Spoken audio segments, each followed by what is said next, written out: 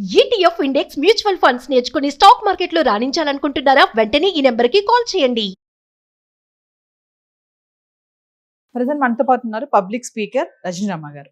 నమస్తే మ్యామ్. నమస్తే నవీన్.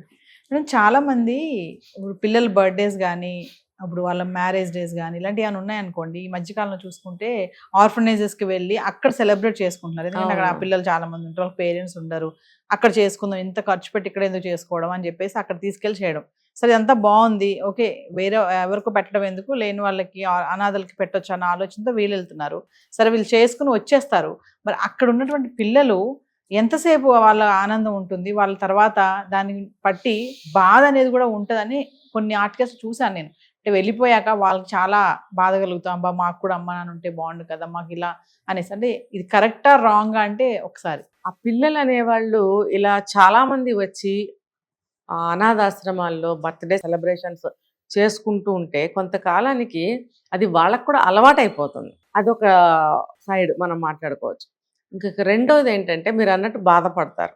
కొత్త పిల్లలు ఏమైనా జాయిన్ అయితేనో, లేకపోతే అలా బర్త్డే పార్టీ చేసుకోవడానికి వచ్చిన పిల్లలు వచ్చిన ప్రతిసారి వీళ్ళు బాధపడటం అనేది కూడా జరగచ్చు.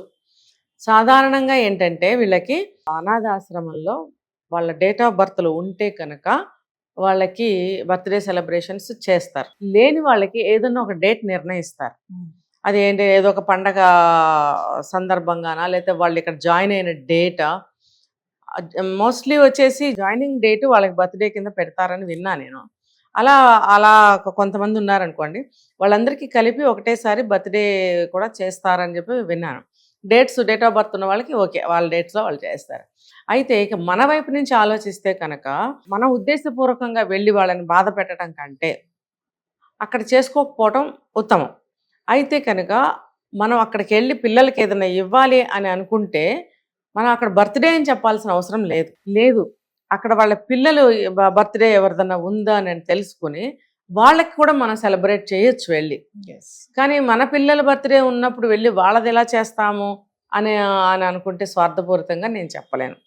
కానీ ఇలా మీరు చెప్పిన యాంగిల్లో ఆలోచించగలిగినట్లయితే నేను చెప్పినట్టు చేయొచ్చు. ఆ పిల్లల బర్త్డే ఏమన్నా ఉంటే తెలుసుకుని మనం వెళ్ళి వాళ్ళకి సెలబ్రేట్ చేయొచ్చు. ఎలా అంటే, ఇప్పుడు మన పిల్లల బర్త్డే అయినప్పుడు మన అన్ని ఐటమ్స్ తీసుకెళ్ళి వాళ్ళకి గిఫ్ట్లు కానీ భోజనం కానీ ఇస్తామే. అది వాళ్ళ బర్త్డే అయినప్పుడు ఒక 2-3 పిల్లల బర్త్డే ఒకటే రోజు అనుకోండి, అలా కూడా వెళ్ళి సెలబ్రేట్ చేయొచ్చు.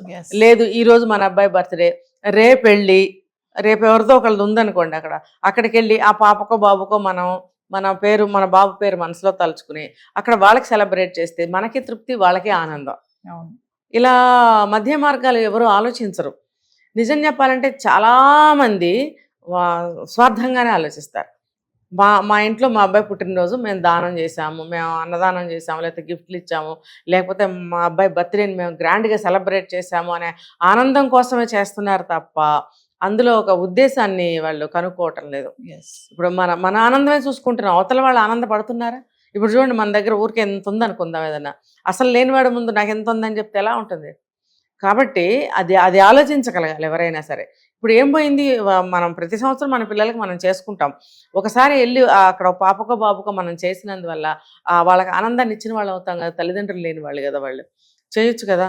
కొంతమందికి తల్లిదండ్రులు ఉంటారట, ఎక్కడో దూరంగా ఎక్కడో ఉంటారట, వాళ్ళు పెంచలేక పోషించలేక అనాథాశ్రమాల్లో వదిలేస్తారని కూడా విన్నా నేను. వాళ్ళకి పేరెంట్స్ ఉంటారు, డేట్ ఆఫ్ బర్త్స్ కూడా ఉంటాయట.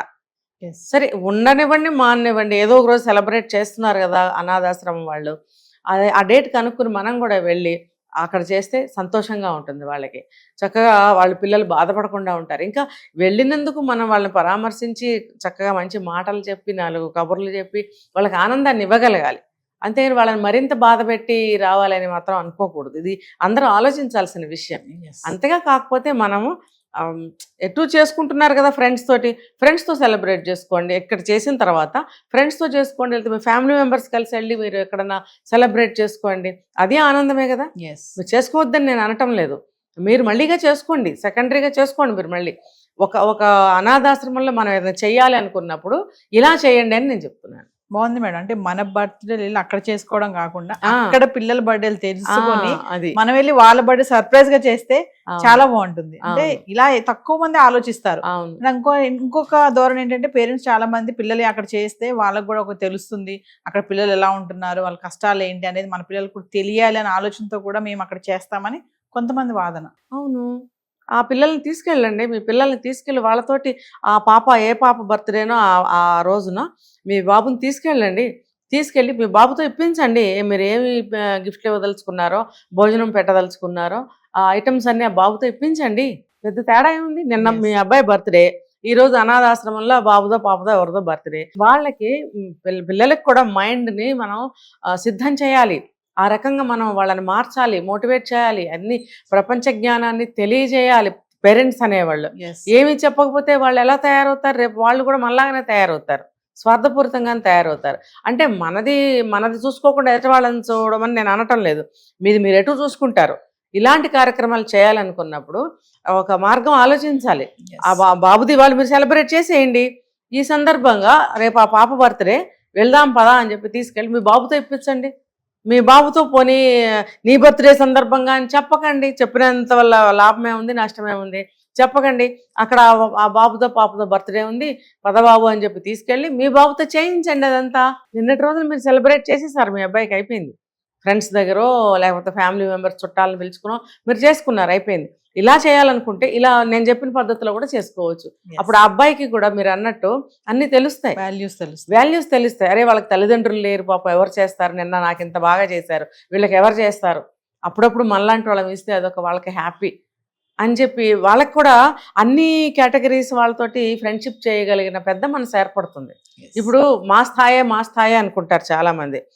అలా కాకుండా ఇక సమానంగా అందరితో మెలగగలిగే మనస్తత్వం చిన్నప్పటి నుంచి అలవాటు చేయాలి.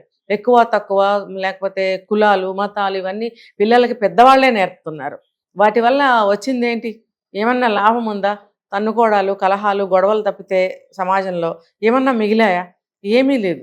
ఇప్పుడు భావితరాల వాళ్ళు సరిగ్గా ఉంటేనే ఏ దేశమైనా సరే ఇంకొంచెం కొంతకాలం మంచిగా ఉంటుంది, దేశం సుభిక్షంగా ఉంటుంది. మరి మనమే మన పిల్లలకి ఏమీ నేర్పకపోతే మన దేశమే పాడవుతుంది. ఇలా ప్రతి దేశం ఆలోచిస్తుంది, ఆలోచించాలి.